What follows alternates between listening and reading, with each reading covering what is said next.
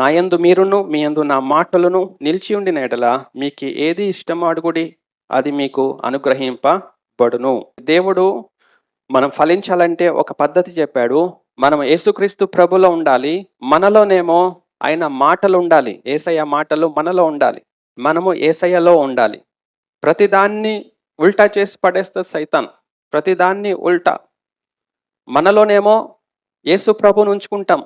నా దేవుడు యేసయ్య నా రక్షకుడు, నా ప్రభు. ఆయన తప్ప నాకు ఏం లేదింకా. ఆయనే నా దేవుడు, నా రక్షకుడు. అబ్బో! యేసయ్య తండ్రి, అమ్మో! నేను యేసయ్యని వదులుతానా?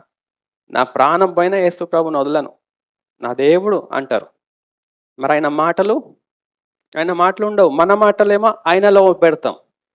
ప్రభుకి మనకిష్టం వచ్చిన ప్రార్థన, ఇష్టం వచ్చిన భక్తి, ఇష్టం వచ్చిన వాక్యాలు, ఇష్టం వచ్చిన మాటలు, మన మాటలన్నీ ప్రభుకి పెడతాం. ఆయనను మాత్రం మన హృదయంలో చేర్చుకుంటాం. ఉల్టా. ఇట్లా కాదండి. మనము ఆయనలోకి వెళ్ళిపోవాలి. కానీ ఆయన మాటలను మన హృదయంలో చేర్చుకోవాలి. ఆయనను కాదు. మాటలేంది ఆయన ఏం బొమ్మ ఎందుకు మనకి? విగ్రహాలు, బొమ్మలు ఎందుకండి? మనకు అనవసరం. ఆయన మాటలు కావాలి మనకి. మనం మాత్రము ఆయన లోనికి వెళ్ళాలి. ఎందుకంటే ఆయన ఆశ్రయపురం కాబట్టి, ఆశ్రయ దుర్గం కాబట్టి, ఆయన ద్రాక్ష వల్లి కాబట్టి, మనం ఆయనకు లోపల అంటబడిన తీగలమై ఉండాలి. ఆయన లోనికి వెళ్ళాలి, నాటబడాలి. ఆయన వలన మనం జీవిస్తాం. ఆయన మాట వలన జీవిస్తాం. ఆయన వలన మనం జీవిస్తాం. కాబట్టి ఆయన మాటలు మనలో ఉంచుకోవాలండి. అప్పుడు ఏది ఇష్టమో అడగండి అన్నాడు అప్పుడు ప్రభు. అప్పుడు మన ఇష్టాలన్నీ ఆత్మానుసారంగా ఉంటాయి.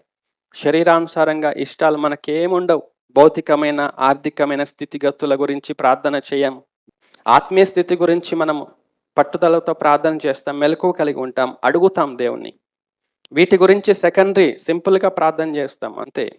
కాబట్టి ఆ పరిపూర్ణతలోనికి మనం వెళ్ళటానికి మనము ప్రభులో ఉండాలి. ఆయన మాటలు మన హృదయంలో ఉండాలి. అప్పుడు మనం ఎట్లా ప్రార్థన చేయాలి, మనకు ఏమి ఇష్టమో, ఏమి ఇష్టపడాలో, ప్రభుకి ఏది ఇష్టమో మనకు అర్థమవుతుంది ఆయన మాటలు మనలో ఉంటే.